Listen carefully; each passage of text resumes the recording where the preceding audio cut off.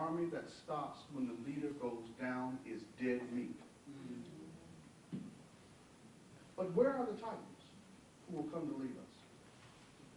Where are the strong, intelligent people of honor and energy to continue the unfinished task? Where are the heroes that grow larger in life by their effort and example? In short, they're all around us. We see them in church, in the grocery store, or out mowing the lawn, or even in the mirror. The time has come for us all to stand taller than our stature, to be there for our people, to be the titans of the present struggle, and to train our young for the next. Where are the titans? Where are the leaders from the new struggle? Just look around, because they are in this room. Thank you for your time.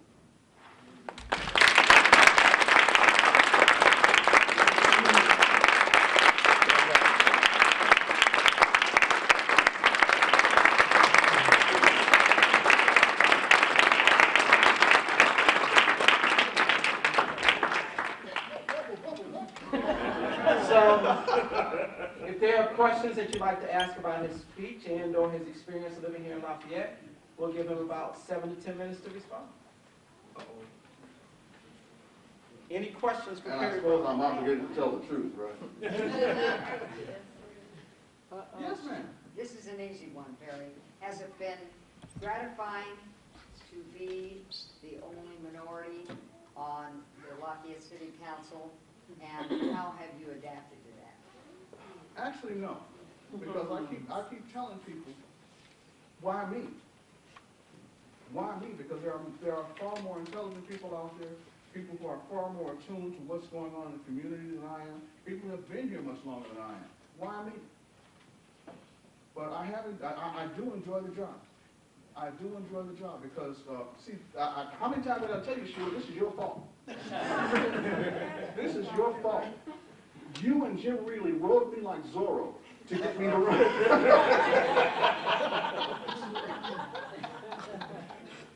6, 7, 8 years. The Perry was probably looking to run for office. And I have truly enjoyed it. It's a lot of fun.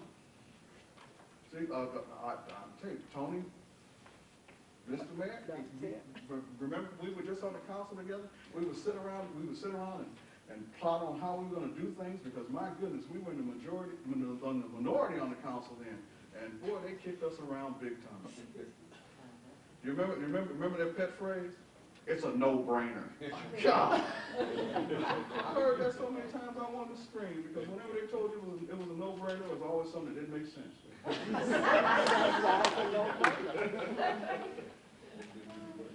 Are there any other questions? I suppose I'm asking the floor. Yes, sir.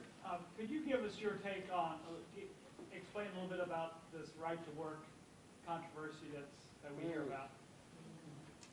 Oh my goodness. How can I separate myself from this issue? Because let's just say me and the governor don't get along.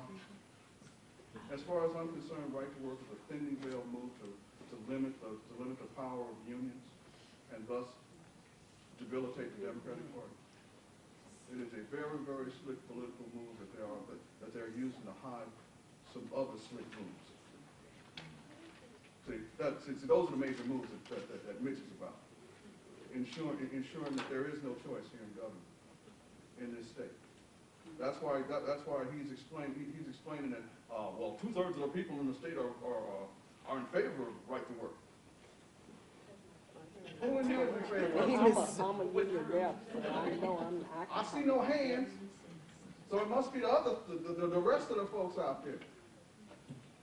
To me, it is troublesome because you are using the power of government to enforce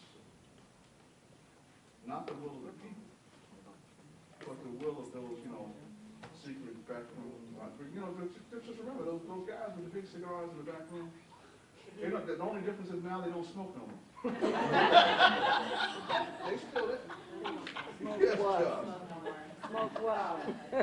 You related a very personal incident in Yes. terms of your life being threatened. Yes.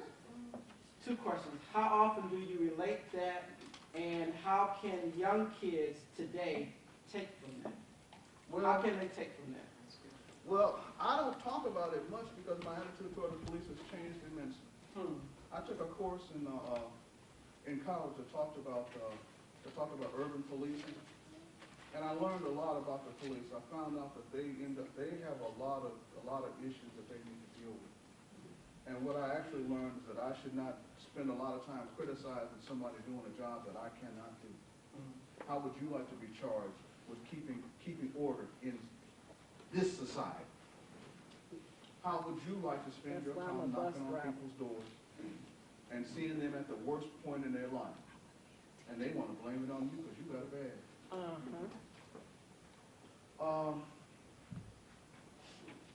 The way that I would talk to young people is that you can reduce your involvement with the police very simply. Statistically speaking, you reduce your capability to be hit by the train if you stay your behind off the tracks. If you go to school, if you do not involve yourself in drugs, alcohol, or crime, you will reduce your capability to run into the police. And you will definitely not meet them in the enforcement mode. It's just that simple. Yes, ma'am. I beg to differ. There's still people being pulled over for driving while black. Well, you know what? That is something that I guess I would want to address at some point with the local authorities, and I believe that I can probably do that since I helped to write their budget. But it's weird because I guess I have a problem grasping that because I can only remember that happening in the 30-some odd years that I've been here. I can only remember being pulled over without a reason once, which I thought was bizarre because it's 5 o'clock in the morning and I'm driving to work. I'm going to church. You know, you pull over a guy and he got a bag lunch sitting in the seat next to him. Going to church. And got on big clunky metatarsal work shoes. Where do you think you're going? No. Not at all. Questions, come on. Yes, ma'am. Well, I hate to piggyback on that same philosophy, but Okay. how do you help young people to be able not to be defensive about a situation like that and not take it personally? The personal part is the hardest. Not taking it personal. But what you do is you just talk to the officer. You comply. You comply with what he wants. If he pulls you over, you say, yes, officer, how can I help? And you may end up with you may end up running across somebody who really is motivated differently. And at that point, you can simply relax, relate, and release. Do not resist, because after that, when that happens, you turn the thing entirely around, and you start to pile up things that they can actually put you in jail. Yes, sir. You mentioned something earlier.